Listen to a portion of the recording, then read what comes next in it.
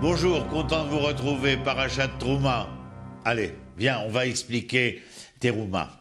Trouma, c'est un don, un prélèvement, une obole. La racine de Trouma, c'est Léharim, c'est-à-dire lever. Alors on lève des impôts, bien entendu, mais ici, le sens est un peu différent. Alors tu te demandes lequel? Lorsque je fais un don, lorsque je donne, lorsque j'offre, lorsque j'octroie à autrui, eh bien, le terme hébraïque vient me dire que je me suis levé, élevé, grandi, en quelque sorte. Ce n'est pas si gratuit qu'on voudrait bien le penser. Un de mes maîtres, le Rav Tzivouda Cohen Cook, nous dit que l'ensemble des sujets qui traitent soit de l'édification du temple, soit de la construction, de la reconstruction de la terre d'Israël, eh bien, ils sont en parallèle. Pourquoi?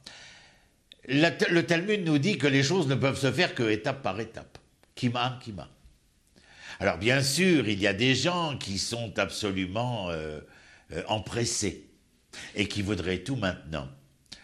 Un de mes autres maîtres, le rabbin et professeur Léon Yehuda Ashkenazi, Manitou, d'honorée mémoire, nous disait que seuls les enfants veulent tout maintenant.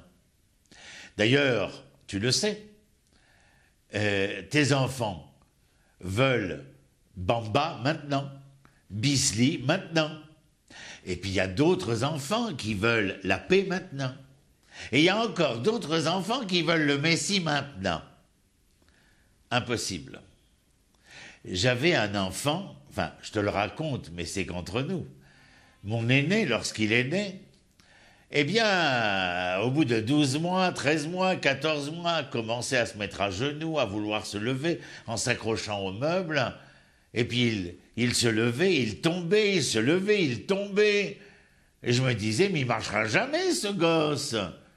Et un jour, il s'est levé, il s'est mis à marcher. Alors, j'étais bien interloqué.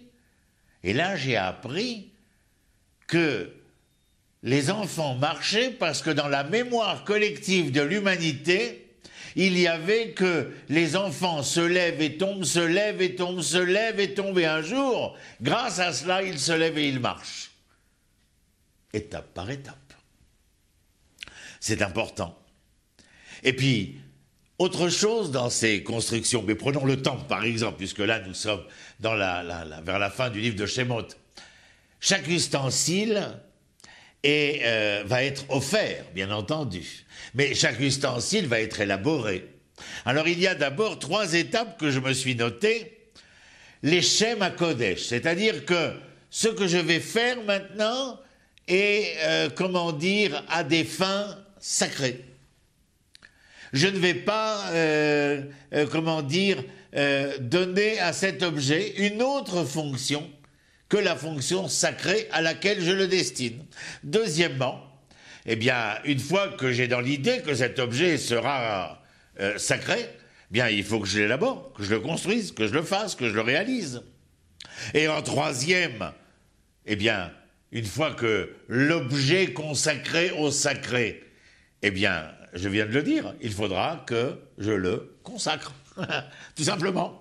Il faudra que je le consacre. Je vous donne un exemple. Dans Shemot, dans la paracha de Trouma, on nous parle d'un morceau de bois d'acacia qui n'est pas encore ce qu'il devra être. Mais on sait qu'il sera offert pour une construction dans le temple. Donc il est l'Echem HaKodesh. Il a une fonction qui sera sacrée. Bon, maintenant il va bien falloir travailler le bois. Alors on travaille le bois en sachant pourquoi nous travaillons ce bois. Et une fois que ce bois sera travaillé et qu'il sera fin prêt, nous allons donc le poser.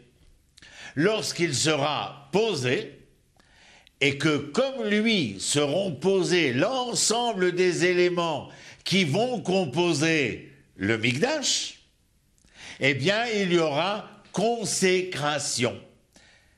Je t'explique. Dieu crée l'homme. Il en fait un corps de chair et de sang.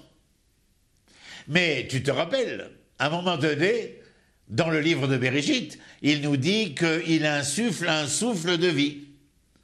Et c'est lorsqu'il insuffle un souffle de vie à l'homme que l'homme devient l'homme que nous connaissons. Il se met en marche.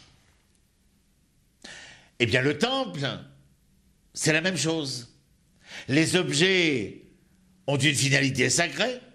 Il va falloir les élaborer, les construire, et ensuite, lorsqu'ils vont être finalement prêts à être impliqués, imbriqués les uns avec les autres, il va y avoir une consécration. Ce sera la présence divine. Mais le Rav Siouda nous dit quelque chose de très important. Le bois d'acacia que nous étions en train de travailler, à la pause de midi, quand ils avaient des pitas, des olives et un peu de houmous avec de l'huile d'olive, les ouvriers étaient appuyés le dos contre le bois d'acacia pour manger la pita avec le houmous. Un peu plus haut, on était en train de construire le Saint des Saints.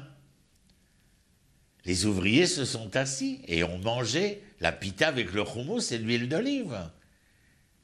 Il n'y avait aucune profanation.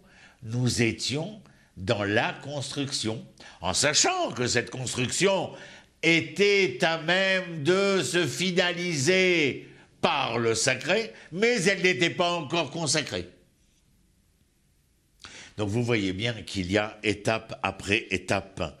Et l'Éternel voulait, à un moment donné, lorsque, dans la Trouma, il est dit « Vaïkrou li », que l'Éternel ordonne qu'on prenne pour lui, en son nom, que l'on puisse prélever cela. Savoir qu'il y a une finalité sacrée, que ce que vous allez faire, ne serait-ce que le don,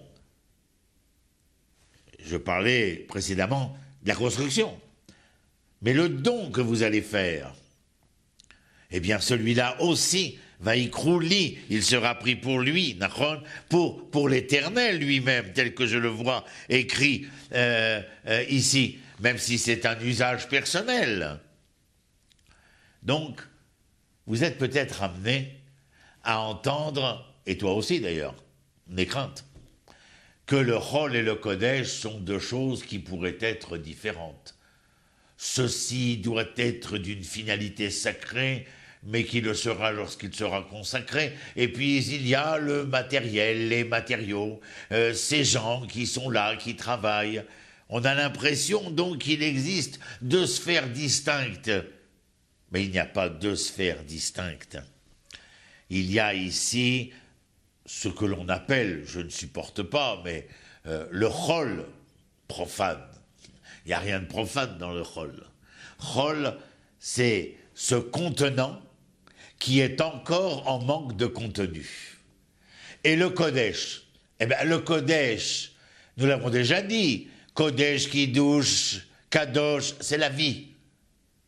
Et si le contenant est en manque de contenu, il ne deviendra ce pourquoi il est le contenant que lorsque la vie s'insufflera, comme au moment de la création de l'homme. Et donc vous voyez qu'il est absolument impossible, foncièrement, de séparer l'un de l'autre, parce que le contenant a nécessairement besoin de ce contenu-là, et le contenu est en attente de ce contenant pour pouvoir ensemble vivifier cette nouvelle réalité, et cette vivance-là, eh bien, s'appellera la consécration. C'est peu, bien sûr, mais nous avons tellement à dire. On continuera la semaine prochaine. À bientôt, depuis Jérusalem. Shalom, shalom.